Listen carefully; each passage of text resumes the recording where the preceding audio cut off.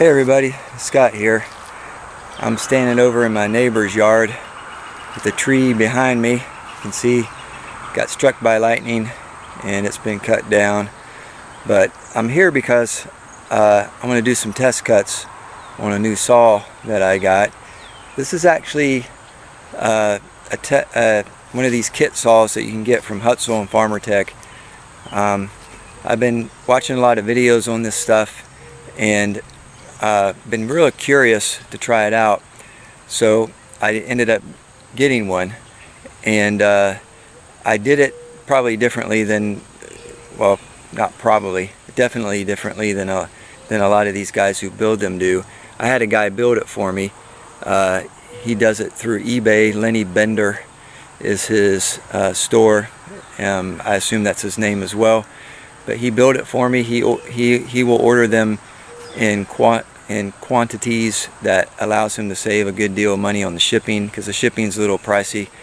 These are saws that are made by a Chinese company called Hutzl Farmertec, and they are clones of other, big company saws like Steel saws and Husqvarna saws. Now, the diehard steel people do not think too highly of these, but some of the YouTube videos I've watched, these guys have built them and they run them, and they've been running them for a couple years now, and they really like them. So I thought I'd give it a try as an experiment. So what I ended up getting, let me describe it to you, is a 660. I put a 28-inch bar on it. Let me tell you a little bit about how this came about.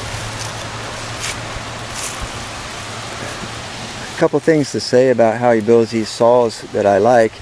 One is that instead of using the base gasket, he replaces that with a gasket maker, 3 bond 1184 I believe it's called. And so that what that does is that lowers the squish, increases the compression in the motor, gives it a little more power. It didn't come with a plate, so I got that on eBay and put it on there.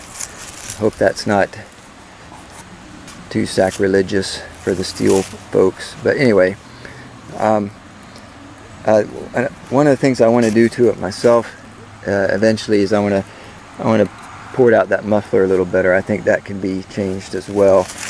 But yeah, so he basically tuned it up and sent me. It only comes with the power head, of course. He sent it to me, and it came in the mail rather quickly, and it was tuned up without the bar. When I got the bar and put it on it, I had to tune it up a little bit better. I had to tweak a little bit, and it seems to be running well, but I haven't put it in the wood yet. So I want to do some experiments here with it in the wood. I'm sure there'll be some more fine tuning I have to do with it, but we'll see. So let's run some test cuts and see how this goes.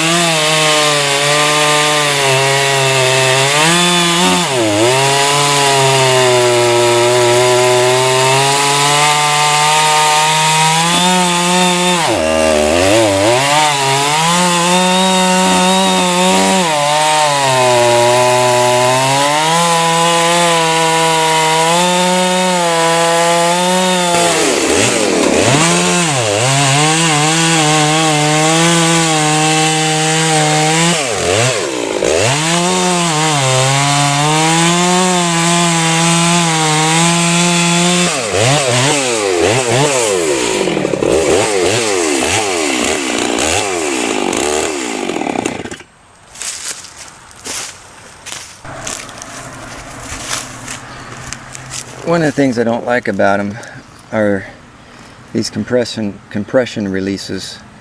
There's a black plastic cap that goes over that. They come off all the time. I put one of these Chinese made compression releases on another saw. The thing popped off in the wood somewhere. I don't know what happened to it, but this one kept coming off, and so I decided just to keep it off. And I mean, it works fine without it. You just push it down.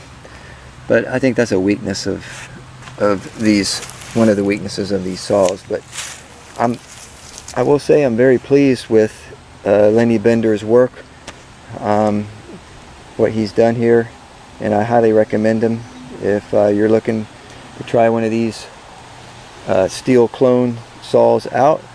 I recommend trying him if you're not comfortable with building it yourself.